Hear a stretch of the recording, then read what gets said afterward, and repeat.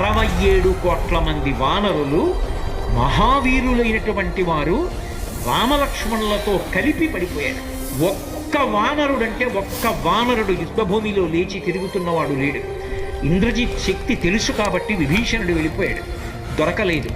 స్వామి హనుమ ఏ అస్త్రము చేత బంధింపబడరు కాబట్టి హనుమ ఒక్కరే ఉన్నారు. అందరిలో పెద్దవాడు, బ్రహ్మ యొక్క అంశలో వచ్చినవాడు జాంబవంతుడు నేల మీద పడిపోయి ఉన్నాడు.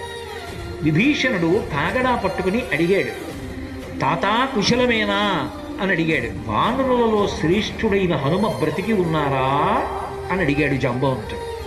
విభీషణుడు అన్నాడు, తాత నువ్వు అడగవలసినది రామలక్ష్మణులు కుశలముగా ఉన్నారా అని అడగాలి. హనుమ కుశలముగా ఉన్నారా అని అడిగారేం తాత అని అడిగారు. మొత్తం వానరులు రామలక్ష్మణులతో కలిసి పడిపోయినా కూడా నష్టం లేదు. హనుమ ఒక్కరు బ్రతికి ఉంటే మళ్ళీ అందరూ బ్రతుకుతారు.